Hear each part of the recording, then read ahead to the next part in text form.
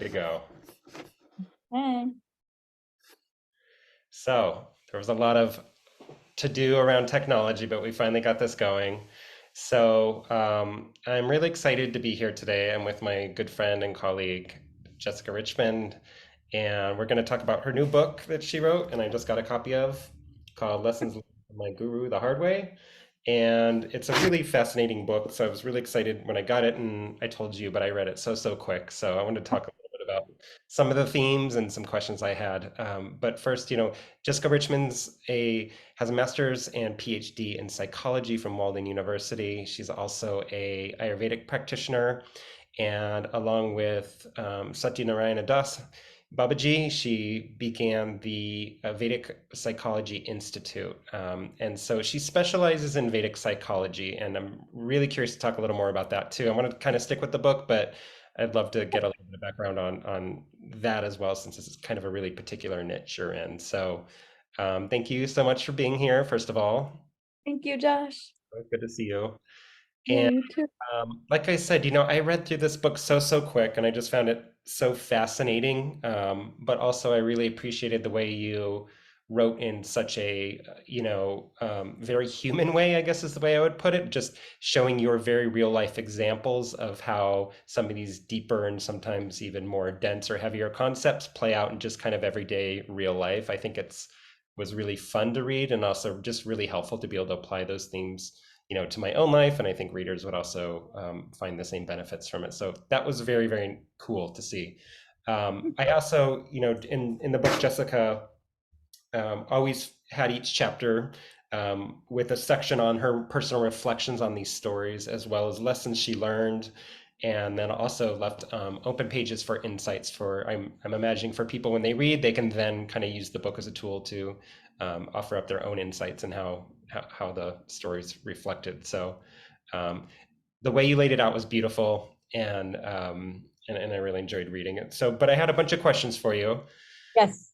Uh, I think, I want to keep it a little bit fun, but I have to ask because you touch on this theme of ahamkara quite a bit in this book. And I was curious if you could talk a little bit about that. What is ahamkara and how does that relate to us as individuals? Good question. So that's our ahankara is our sense of identity. So who I think I am, like a father, an acupuncturist, a registered nurse, psychologist, whoever you think you are, a male, a female, or so whatever we're identifying with is what our ahankara is. And then based on what we identify with, all the issues come. Because ahankara makes us feel independent and different from everybody else in the world. Even twins, they have their own ahankara. I have twin nieces, they're identical twins. And one of them's, very social and extroverted, and the other one's like an athlete, but very introverted. So they Mm, have different ahankaras, even though they were born basically a minute apart, in a cesarean section. They came basically out at the same time. They all have, they're identical, but they have different ahankaras. And because of that difference, because ahankara makes us identify with our identity, that makes us compete, compare, criticize, have jealousy, have anger, have hatred, because we see ourselves as different from mm. everybody else. Basically, the whole book is about my ahankara because the guru's job is to smash it.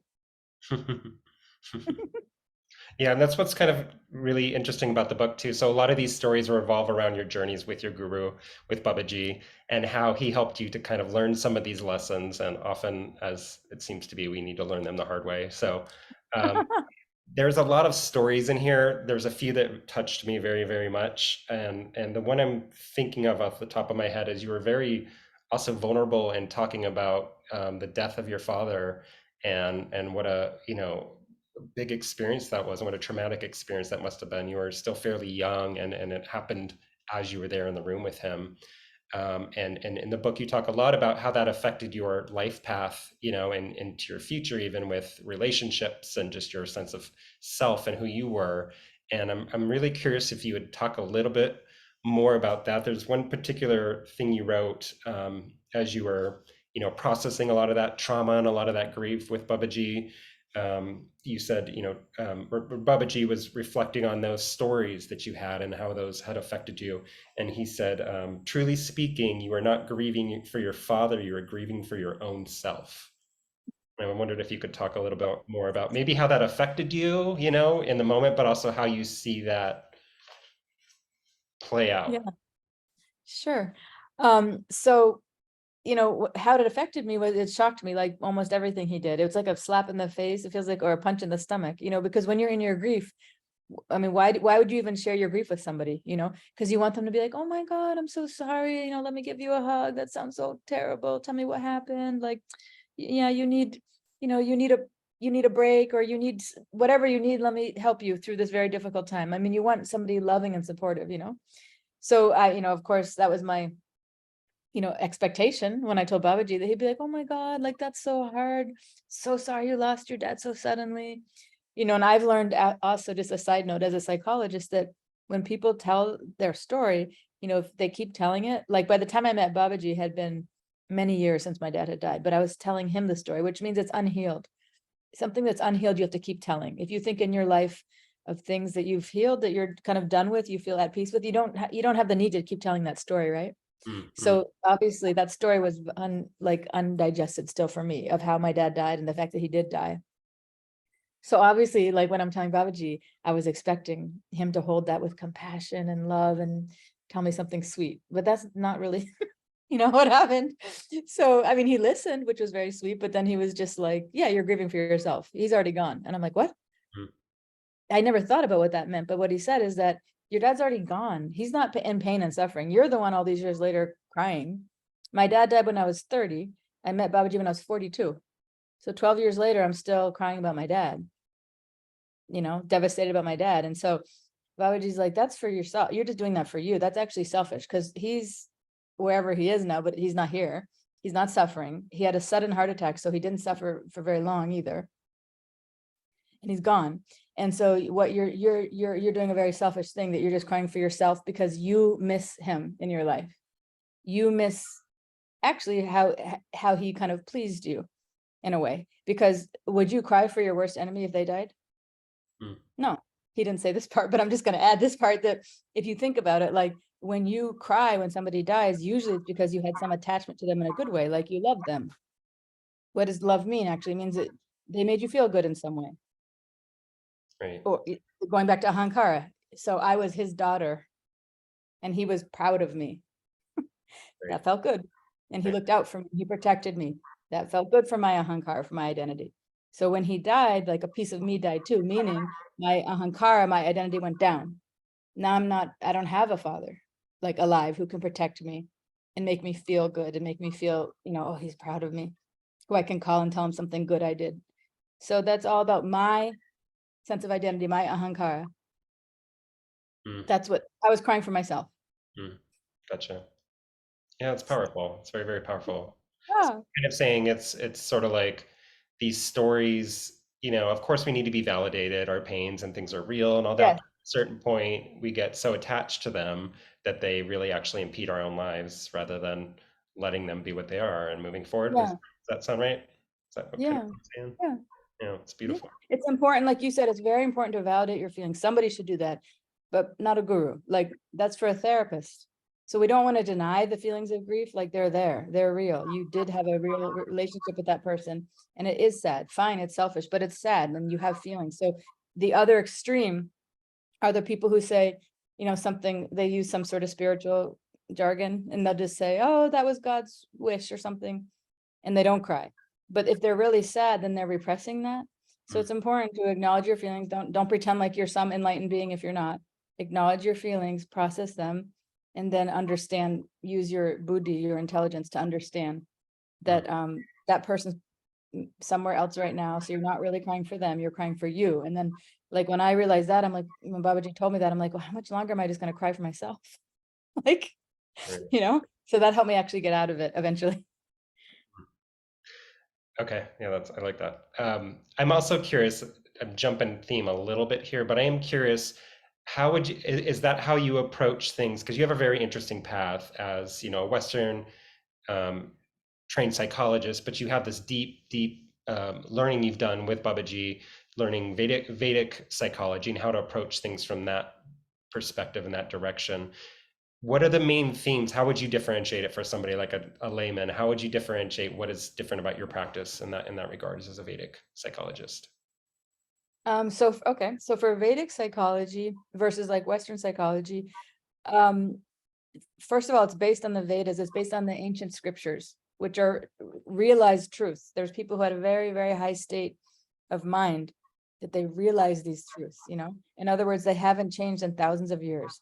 Whereas with Western psychology, you know, how whatever the latest theory is, that's what's really cool. Like right now, I think I've kind of out of the loop because I'm living in India, I'm practicing in India, but I know CBT, cognitive behavioral therapy, is very popular. I think it still is, right? Yep. Where you try to change your thoughts, you know, and your feelings and your behaviors. That's, but that's going to change. Something else will come. Something else will come. EMDR, hypnotherapy. They're all different techniques, but there's always something new, you know? And so that means that whoever is just inventing ideas, but it's not coming from Shastra, which is a realized truth coming all the way from God, you know? So that doesn't change. These are eternal truths that we're practicing. Mm, Very powerful. mm, So that's one really important point.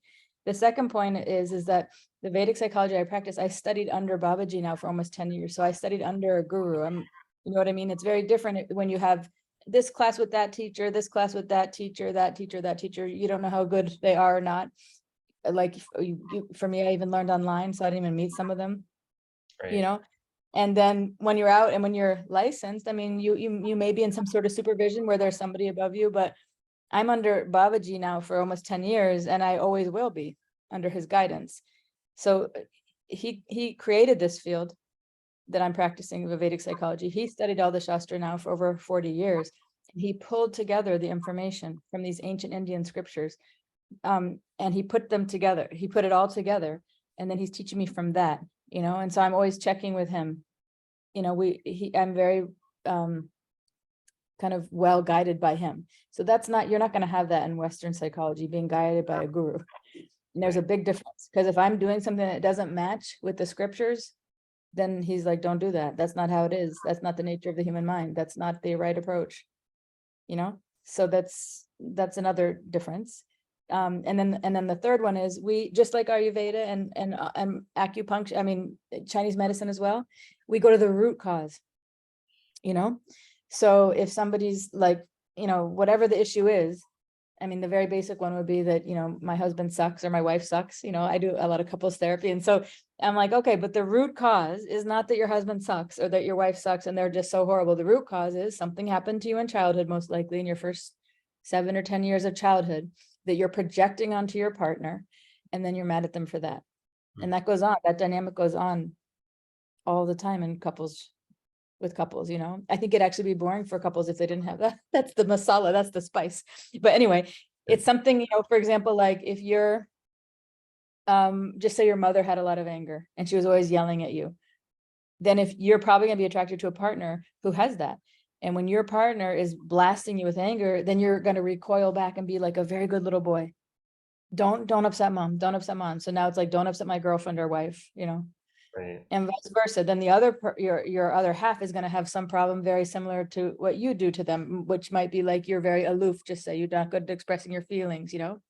So then your partner is going to be completely triggered when you're just being yourself, you're just being aloof, but your aloofness actually comes from your childhood where your mother didn't validate your feelings. Mm. So then you learn, well, my feelings don't really matter, I'll just pay attention to hers. But it comes across that you're indifferent or aloof. So then she gets triggered to the point that she actually gets mad. So then when she gets mad at you, you get more aloof. So then you polarize each other. It's funny. I mean, I know in the moment those things aren't funny, but it's almost like that thing with the human condition. Like, why do we do these kind of, completely bonkers things, and then also repeat those patterns over and over and over again, right? And you find this Yeah. partner and then you break up with that one and you get a new one and you think it's better. Yep. And it's kind of, you find yourself right back in the same spot. Yep. And I love it when people are like, no, this is someone totally different. I found someone totally different. I'm like, okay, unless you've been like in deep therapy for a long time, then you haven't found something different. They look different. That's it. They look different or they do a different job or something, but you're going to get the same dynamic, not from that person, but from how they make you feel, you know, because you're going to show up the same way too. You're going to show up and be aloof, and then you're going to find somebody, maybe they're not angry this time, but they'll do something to trigger you to go into your aloofness. Mm. That's what you're attracted to, unfortunately. Yeah, it's fascinating, huh? We're attracted to our traumas in a way, right? Yeah. Is that, do you feel that that's kind of like a thing we're trying to heal that in some way? Is that why we do that, you think? No. Why would we purposely, or not purposely, but why would we unconsciously seek out, why would we repeat these patterns again and again if, if they That's your program. It's a program. So this is what another the third point we're talking about, the root cause, right? So the root cause of um whatever your problem is in your adult life is coming from your samskaras most often. And your samskaras are your programs in your unconscious mind that you're not aware of that drive you to like who you like and to like what you like and to do what you do, to think what you think, to feel what you feel. So the programs get made, like imagine that your mind is like soft clay, those programs get made about 90% of them in the first 7 years of your life. And then that clay hardens and that becomes your personality. So we go all the way to the root to find that clay, and then we have to figure out how to soften it and how to reprogram, how to pull up those old programs and deactivate them and put new programs in that soft clay. Mm, That's very I would call it actually very technical, because a lot of Western psychologists will say, oh, we do that too. We look at the childhood. Western psychologists will say that. We go to the root, that's fine. But I would say the way we go, the manner within which we go is very specific and technical. It'd be like popping up the hood of a car and looking at every, like being like, okay, that's the engine. Oh, that's where the windshield wiper fluid goes. That's where the oil goes. That's like, I don't know a car very well, so it's probably a bad analogy, but if you could think of, or like a body, that's better. If you open up the body, you would be like, those are the intestines, that's the stomach, that's the gallbladder, that's the pancreas, that's the liver. That's how specific we are when we're looking at the mind. mm. It's beautiful. Like we get down to saying, okay, that's the samskara. There's millions. In this little bit of time we've talked, we've made hundreds. Samskaras are getting made all the time, and most of them have no charge. Just like, oh yeah, like if you think of any charges, the emotions you feel around the samskara. So for example, like brushing your teeth, like I'm not that emotional about that, but we have like made hundreds of thousands of brushing our teeth samskaras, it's a program, it just drives you, but we probably feel pretty neutral about that. And there's some samskaras that have a lot of fear associated with them, some sort of trauma, some of them have the greatest joy of our life, so all the feelings are packed into these samskaras, and they're stored in the subconscious or unconscious mind. And then my work in Vedic psychology, a lot of it is to help the client find their samskaras and pull them up to the conscious mind and see them, and then like digest them, like in Ayurveda, putting a digestive herbs on those. So you can digestion means that you have actually processed those painful feelings and you understand them from adult point of view, not from a little kid point of view when they happen.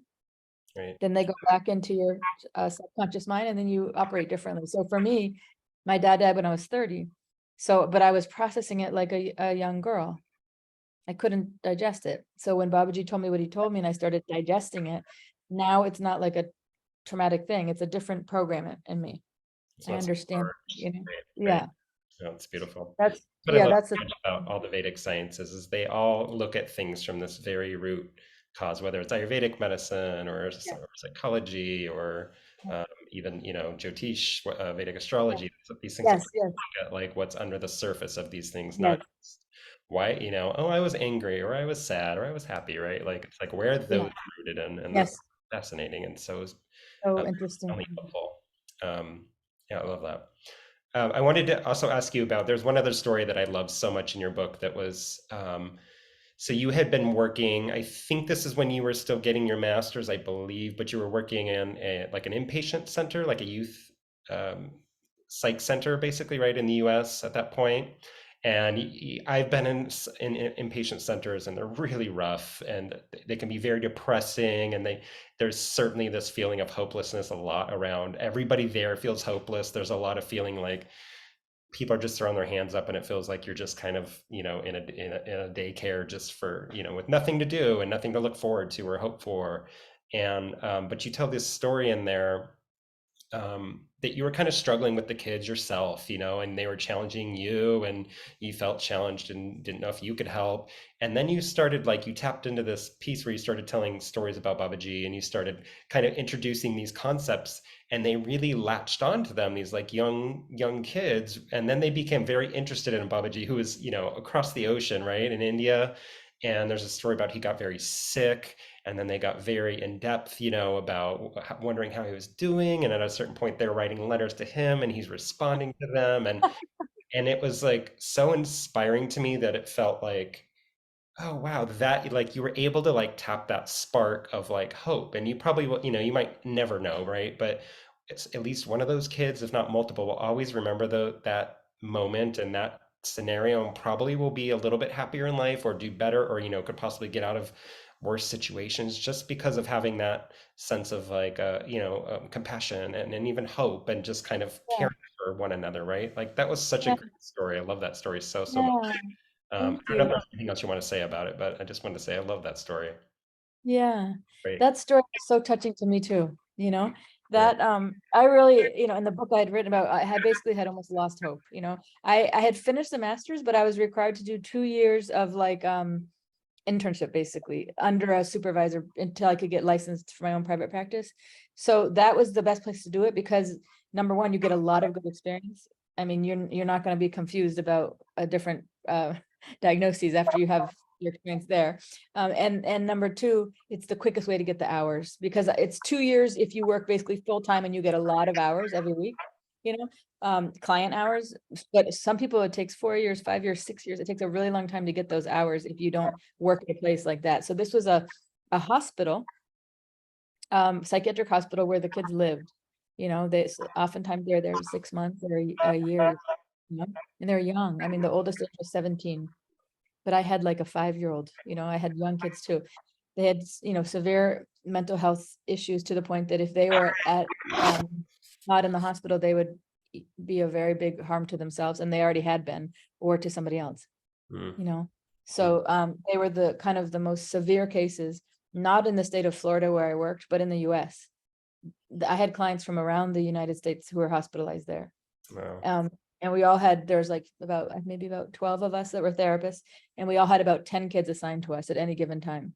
Mm, You had to manage all of them, and it was really hard. And then you had to do these groups, and they're like, whatever you can do to keep them like occupied for 40 minutes, we don't care. great. They were not, they were just happy we're even working there. That was a very high burnout rate. A lot of therapists didn't last even a year. It was a super hard job. And I mean, a lot of the kids were, trying to commit suicide right there at the hospital. Mm, And then you get a call over the loudspeaker and you have to run and go, meet with them, and they're in a crisis. They're getting held down and locked down. It was very, very um, heartbreaking to see these kids like that. yeah. And most of them, pretty much all of them, didn't have parents. Their parents were either on drugs, they had abused them, they had sexually abused them, physically abused them, or left them on the streets, because they're on drugs. A lot of very tragic stories to hear. So anything I could do, like the therapists were like being so creative. Like some of the therapists who were into art, they'd be like, they'd bring, anything. They'd bring like paints, and you could paint something. They'd bring toys and just basically just try to entertain them somehow, Great. for that 45 minutes. And we had to do it twice a week. And I kind of dreaded it because I'm not good at managing kids, especially when they're physically aggressive, you know. That was scary to me. And so I'd be in a room with the door shut, and I have like 8 to 10 kids, and we're sitting around, and I have to entertain them basically for that time. And it Right. was always like, for me, I like to like analyze things and think them through. I'm not active, I'm not going to be jumping around with them like some of the therapists. Anyway, so what happened was when I was in India visiting Babaji for the first time, one of his students gave me one of Babaji's books as a gift and said, this book is called the Hitopadesh, and it's stories about animals. And since you work with children, you're a children's therapist, maybe it could help. It was just like on a whim, he kind of gave it to me. But on the flight back from India to Florida, it was a long flight. It was like 16 hours. Mm, So I just cracked the book open. I read the whole thing. It was so good. And I was taking notes. And then like the very next day I had to be at work. And so, I mean, they give you very little vacation time, and I used it all to go to India. I saved it up for like a year to go. So that was it. I didn't have like, oh, let me recover from my jet lag. I just had to hit the ground running. And it happened to be on a Thursday, which was I had to run the kids group, and usually you have to prepare, but I'm like, all right, that's it. I'm just going to pick something from the book. So I started just like right off the bat like that. And those kids, even from the very first story I shared, they focused, they paid attention. And I'm like, what the heck? There's one kid who had like autism, ADHD, and he was bipolar.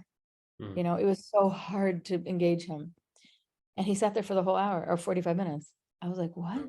I didn't know what happened. I'm like, and then I'm like, oh, maybe I've been on vacation. So I used to think things were hard because I was getting worn down, but maybe they're better than I thought. But no, it was actually these stories. So then that night, when I got back, I wrote to Babaji. I'm like, this is work. I don't know what happened. I don't know how this is working, but it's working. So he said, keep going. Storytelling is like the secret to help to get into anybody's heart. You tell a story. Mm. And he said that's what the whole Bhagavad Gita is, the famous text that we use, and Babaji uses in his teachings to us is the Bhagavad Gita and Bhagavatam. They're full of stories. That's what the whole thing is. And so if depending on your mind state is what you get out of the story. Mm. You'll see it different ways depending on your level of awareness. Right. So same thing with this story. So that means if I have a room of 10 kids, one kid might be identifying with the tiger in the story, another kid with the traveler, another kid, who knows, they might be catching different things at different levels. Right. It was so interesting. And so that kept going. And then what happened was I had told them these are Babaji's stories, and I rewrote the stories for kids. So I put pictures in there and I made it like worksheets. I would tell one little part of the story. And at any point there was a time to make a decision, because these kids also were all hospitalized because they made really bad decisions. Some of them were in gangs. A lot of them had been in gangs or had done a lot of like shady things to survive on the streets, basically. So I was trying to teach them decision making, but they don't want to hear me preach to them. They knew more than me. They had way more street smarts than me. But if you put it in the story form, and I'm like, no, what would you do if you were the traveler and you were walking in the forest and you were hungry and the tiger was offering you chicken McNuggets or whatever it was, I think that's what I wrote. So it could be relevant. And they were like, yes, I would take it. So you could see the ones who were naive, who were too naive, and then we talked about why. And then you could see the ones who had lived on the street and they're like, are you kidding, dude? Like, no, oh yeah, I would eat you for lunch. It was so great to have them interact and engage like that, but it was so cool. But they all knew that these stories were coming from Babaji, so they were, and then all of a sudden when Babaji got sick, because what I would do is I'd write the story and send it to him for approval. Because that's what I was saying at the beginning of this, when you asked me one of the differences, everything I'm doing is approved by him. I don't do anything independently, and that's one of the lessons about having a guru. You have to learn how to surrender to him, surrender your ahankara to him. And that's not an easy lesson, especially for a Westerner, when we pride ourselves being independent, right? So part of what I'm doing is also out of respect, like, Babaji, am I understanding correctly your Hitopada stories? Is this appropriate, how I've written it for the kids? So he would approve every worksheet. And then one time he just didn't respond. And that's when I was like, oh God, what happened to him? And then I was waiting and I told the kids, Babaji's not responding, so I can't do the next story for you. And then I'm like, what should I do? I don't want to present something inappropriately. So what I did is I wrote my own story. And I wrote the story about how Babaji got bitten by a mosquito and how he had malaria. And it was true. That is actually what had happened to him. He had told me that. So I had kind of put it because he was so sick, he couldn't like read the whole worksheet and approve the next one. But he wrote like one line that he was sick with malaria. So at least I knew that. So I put that into a worksheet story, and the kids, their hearts just melted. It was the sweetest thing, like you said, to see that they had that number one, I was shocked because I thought most of these kids, their hearts were so hardened. I really didn't think that they would have empathy. I really was like, kind of had written them off, like, because one of them, like, I think he killed the kitten. Like, he put a kitten in a backpack and left it in a hot shed and it died. I mean, these stories were so painful to hear, what they did to things that were smaller than them, it's because, they were abused, so they abused, but still, like, these, they were right on the path to be like either probably a sociopath or something. They were on that. They couldn't be diagnosed with that because they're too young, but they were like heading in that direction of being so cold-hearted, Right. So when I saw them all being like, what? Babaji has malaria? I'm like, oh my God, they have a heart, Yeah. and it's still, we can get a little crack of light in there still. So like you said, like, that was hope for me as the therapist. And then for them, they began to have hope that even one person in this world cared about them. Right. because I couldn't care for them in the way Babaji did. I had to be a clinician too. I had to make really hard boundaries with them. I had to have them do things they didn't want to do, have conversations they didn't want to have. So they couldn't connect with me like him when he was just giving them like pure love. Right. And so we did this exercise where they all wrote get well soon cards to Babaji.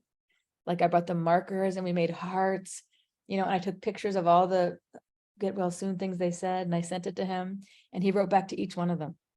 Oh, that's so And sweet.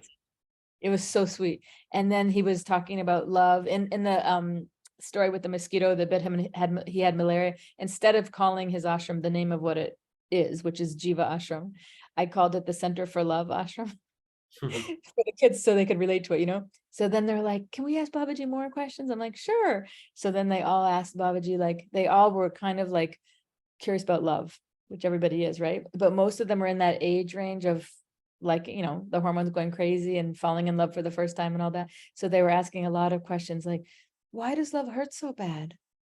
And there is so cute. And he answered them all sincerely. He gave them each an answer. So Mm. that's also a book, Yeah, it's it's beautiful. sweetest love story. Yeah.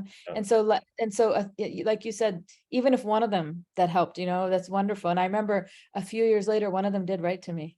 I had left there. I was in private practice. Must have been at least 5 years. I was here. And she said, do you remember me? And she said, I think of you and I think of Babaji. Oh, True. And she became successful. it's She amazing. became, yeah, Yeah, that's gotta feel good.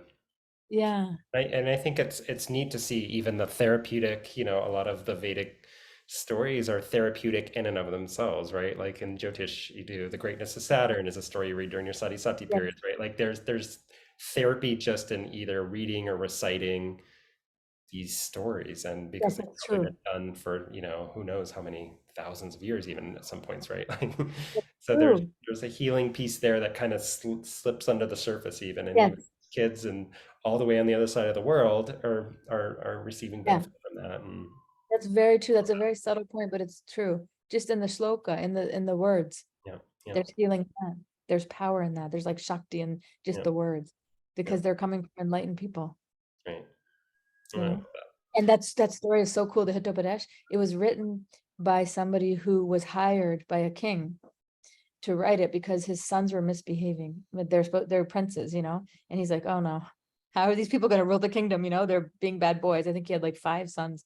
So he hired like a sage, that. like a holy man. He said, can you come and please write it in a way that these boys will understand. You can't just preach to them because they're princes. They have what do they have? Big ahankara. Right. Like I'm going to rule this thing. I can act however I want. It doesn't Right. matter. But so he wrote the Hitopadesh. That's what inspired him to write it. And he wrote animal stories. Mm. And he taught the princes about, how to be a good person, you know, Right. those stories. Love it. I love it. Yeah. Well, I want to ask you. I think every time we talk, I ask you this question, but it's always good to be reminded. Is there one simple tool that you would give everybody that would help them to maybe be just more self-aware of their ahamkar, or when that seems to be taking the reins, or is there something real That's a good. simple? Real simple is assume it I know is. it's a big I don't. Yeah.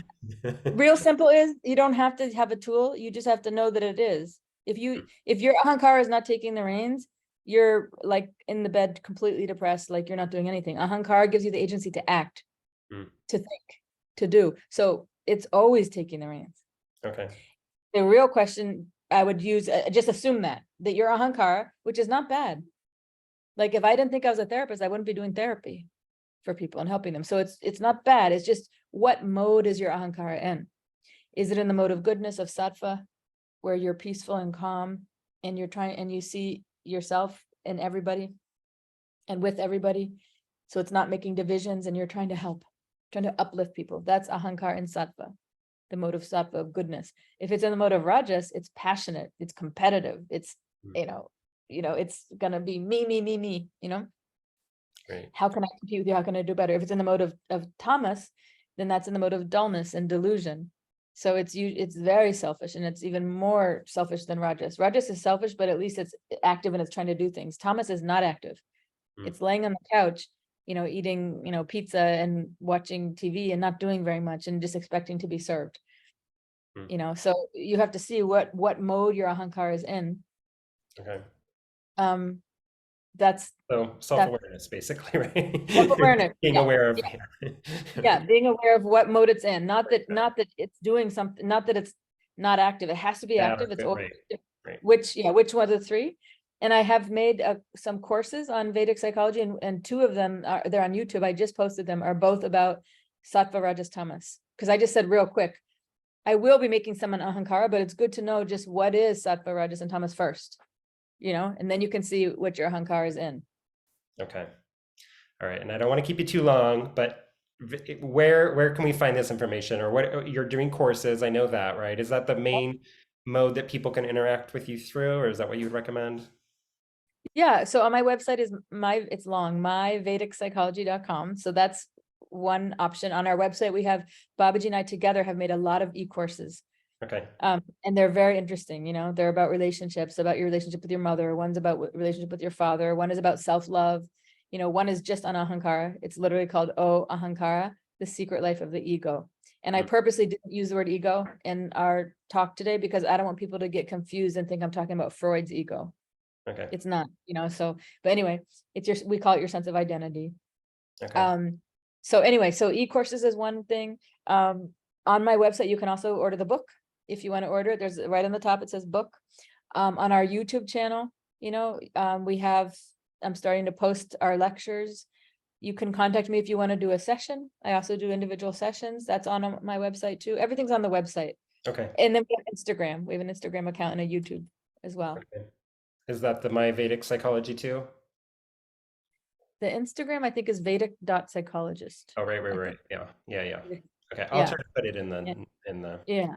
description too. But yeah, yeah, I can't thank you enough for writing this book. It was such a Yeah. wonderful read, and like I said, I read it in like probably 36 hours. I just like got That's into so. it. I just couldn't put it down. You wrote it in such a very Oh, personal way that I think I always appreciate that because it feels like much more, it feels very relatable, so it's like yeah. you can see yourself in these stories, and also you just being vulnerable enough to share, some of these like, hitting your head against the wall and kind of doing some of the things we all basically do, right? But then, having Babaji kind of help you see where these instincts and things are coming from. So anyway, Yeah. it's a great book. Thank you so much for talking and chatting. And yeah, Thank you very much I really enjoyed your questions. okay, You brought it to life and helped me share even more, which is really enjoyable. okay, good, good. All Thank right, Jessica, you. it was great seeing you. Yeah. You enjoy Good your time. night. We're on very different time zones, which is always fun. I think it's your morning now, and I'm about ready to Yeah. go to bed. So Yeah. you have a good rest of your day. And I'll talk to you See you again soon. soon. Okay, Bye. bye. Bye.